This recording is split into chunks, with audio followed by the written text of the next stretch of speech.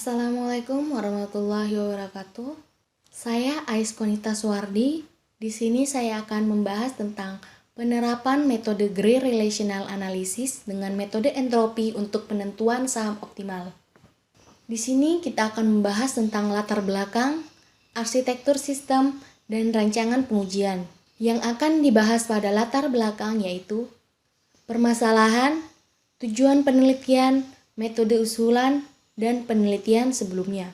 Yang akan dibahas pada arsitektur sistem yaitu algoritma, dataset, arsitektur, dan perhitungan. Yang akan dibahas pada rancangan pengujian yaitu pengujian. Latar belakang.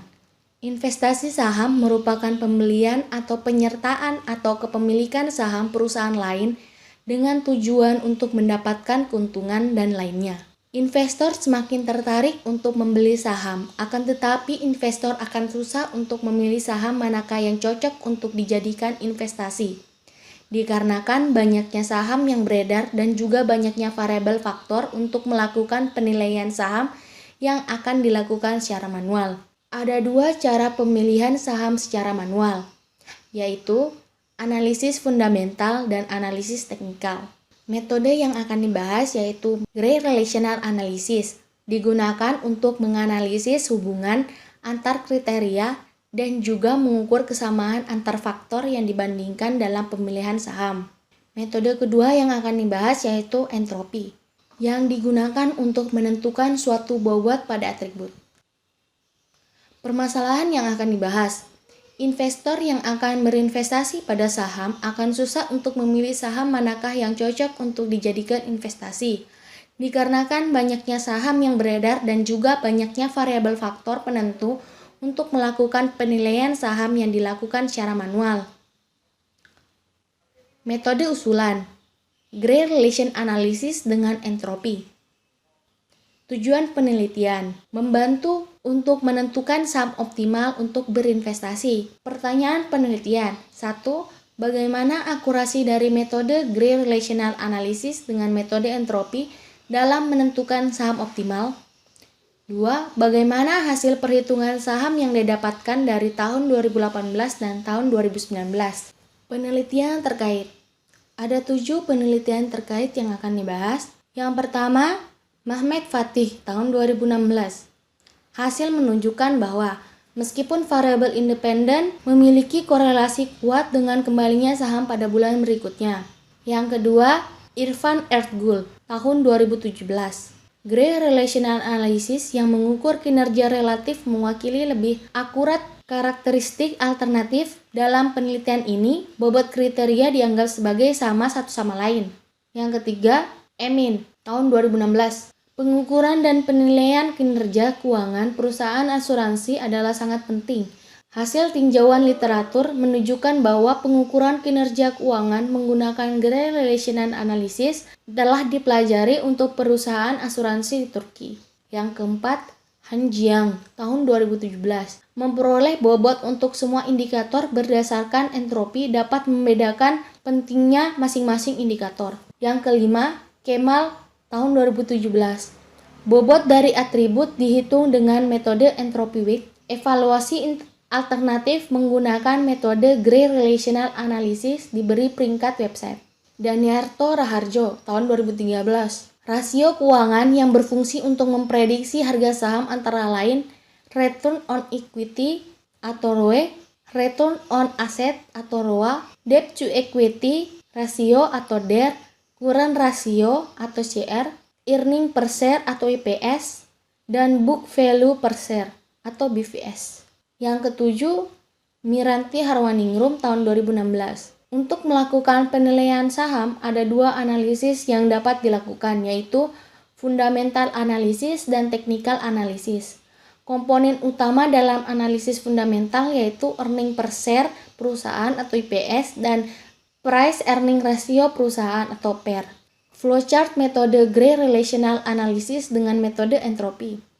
Pertama, memasukkan saham yang akan digunakan, kemudian memasukkan kriteria yang akan digunakan, kemudian memasukkan data nilai setiap kriteria, kemudian menentukan nilai maksimum dan minimum dari setiap kriteria, kemudian melakukan normalisasi pada setiap data nilai kriteria, kemudian menentukan nilai maksimum dan minimum dari hasil normalisasi di setiap kriteria, kemudian menghitung perbedaan mutlak dari seri dibandingkan dan seri referensial. Kemudian menentukan nilai delta maksimum dan delta minimum dan theta dari hasil perbedaan mutlak di setiap kriteria. Kemudian menghitung koefisien pada setiap data nilai, menentukan nilai matriks, menghitung berat objektif, kemudian perhitungan dispersi untuk setiap kriteria, kemudian normalisasi terhadap dispersi, kemudian perhitungan Gray Relational Grid. Setelah itu akan didapatkan hasil. Data yang digunakan yaitu data keuangan saham. Data tersebut dapat diakses melalui website resmi Bursa Efek Indonesia yaitu www.idx.co.id. Arsitektur sistem. Pada area user akan menginputkan data laporan tahunan saham, kemudian menginputkan data kriteria laporan tahunan saham. Pada area proses, menghitung normalisasi data, menghitung perbedaan mutlak data, kemudian menghitung Gray Relational Coefficient, kemudian menghitung matriks data, kemudian menghitung berat objektif, kemudian menghitung dispersi setiap kriteria, kemudian menghitung bobot kriteria, setelah itu menghitung Gray Relational Grid, output menghasilkan saham optimal berdasarkan faktor fundamental. Perhitungan. Metode pertama yang digunakan yaitu metode Gray Relational Analysis. Ada 8 saham tahun 2018 dan ada 6 kriteria yaitu PER, Price Earning Ratio, PBF, Price to Book Value, EPS, Earning per share, DER, Debt to Equity Ratio, ROE, Return on Equity, ROA, Return on Asset. Kriteria yang digunakan sesuai dengan faktor fundamental yang digunakan untuk menghitung saham manual. Kemudian, setelah data terisi, ditentukan nilai maksimal dan minimal pada setiap kriteria. Kemudian, menghitung normalisasi. Ada 3 perhitungan normalisasi. Perhitungan dipilih berdasarkan tingkat kepentingannya. Yang pertama ada lebih besar lebih baik. Rumusnya nilai normalisasi data ke I sama dengan nilai data ke N dikurangi nilai minimum X dikurangi nilai minimum dibagi nilai maksimal dikurangi nilai minimum. Kemudian ada lebih kecil lebih baik. Rumusnya yaitu nilai normalisasi data ke I sama dengan nilai maksimum dikurangi nilai data ke N dibagi nilai maksimum dikurangi nilai minimum. Kemudian ada memilih nominal yang terbaik. Rumusnya yaitu nilai normalisasi data ke I sama dengan mutlak nilai data ke N dikurangi 1 dibagi nilai maksimum dikurangi 1. Untuk tingkat kepentingan masing-masing kriteria dibahas pada tabel berikut. Yang pertama yaitu Price Earning Ratio atau PER, yaitu PER yang lebih tinggi menunjukkan bahwa investor bersedia untuk membayar dengan harga saham premium untuk perusahaan.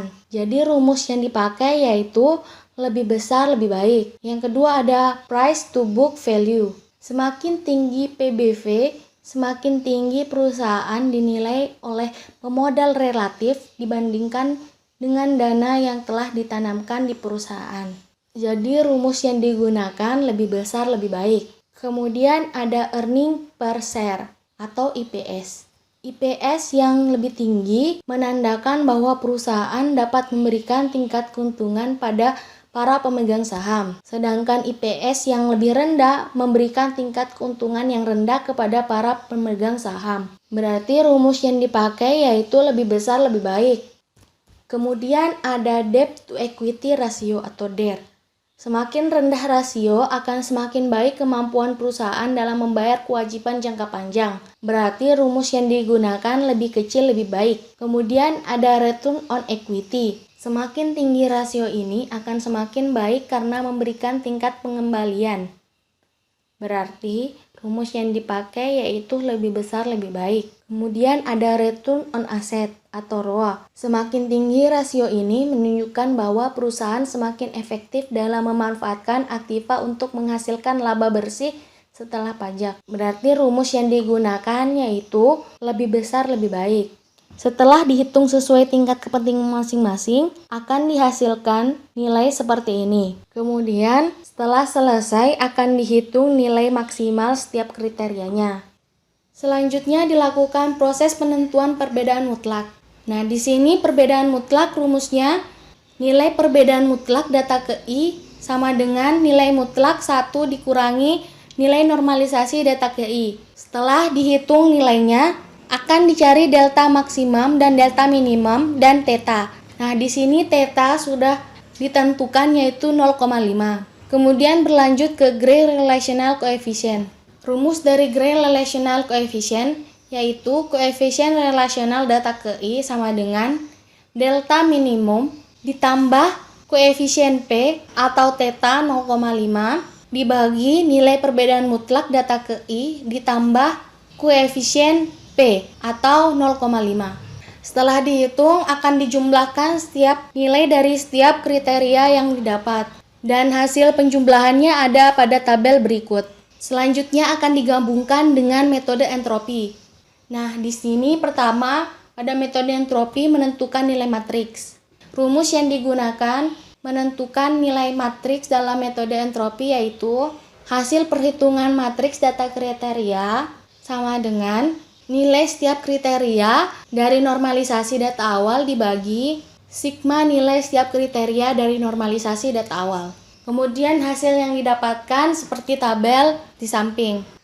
Kemudian menghitung berat objektif. Rumusnya yaitu nilai bobot entropi sama dengan minus K sigma hasil perhitungan matriks data kriteria ln hasil perhitungan matriks. Di sini K rumusnya 1 dibagi ln dikali jumlah pengambil keputusan. Jadi pengambil keputusannya yaitu ada 8. Ln yaitu nilai log dari total pengambilan keputusan. Kemudian menghitung dispersi. Rumusnya yaitu nilai dispersi sama dengan 1 dikurangi bobot entropi. Kemudian menghitung normalisasi nilai dispersi atau bobot. Nah, ini yang menentukan nilai bobot dari setiap kriteria. Nilai normalisasi dispersi atau bobot kriteria sama dengan nilai mutlak nilai dispersi untuk setiap kriteria dibagi sigma nilai dispersi untuk setiap kriteria. Hasil yang didapatkan dari perhitungan 3 rumus tersebut menjadi satu dalam tabel berikut. Rumus yang paling akhir yaitu Gray Relational Grade. Rumus yang digunakan yaitu Gray Relational Grade sama dengan sigma nilai bobot setiap variabel dikali jumlah koefisien setiap data. Hasil yang didapatkan yang paling tinggi adalah saham CPIN, urutan pertama, kemudian ada saham TKIM, urutan kedua, kemudian ada saham INTP, urutan ketiga. Saham yang paling rendah yaitu ada BRPT di urutan ke-8, SMGR di urutan ke-7, TPIA di urutan ke-6. Tahapan penelitian. Ada 4 tahapan penelitian yaitu membangun sistem, mengumpulkan dataset, mengaplikasikan model, dan pengujian. Sistem yang dibangun menggunakan program PHP. Dataset yang dikumpulkan dari www.idx.co.id. Mengaplikasikan arsitektur dengan inputan yang ada. Pengujian 1. Pengujian dengan membandingkan data saham fundamental di setiap sektor pada tahun 2018 dan tahun 2019 untuk mengukur saham yang diuji memiliki peringkat yang naik atau turun. Kedua, pengujian metode Gray Relational Analysis dengan metode entropi dibandingkan dengan Gray Relational Analysis tanpa metode entropi. Yang ketiga, pengujian sistem dengan User Acceptance Test atau UAT. Sekian penyampaian dari saya. Terima kasih atas waktunya. Wassalamualaikum warahmatullahi wabarakatuh.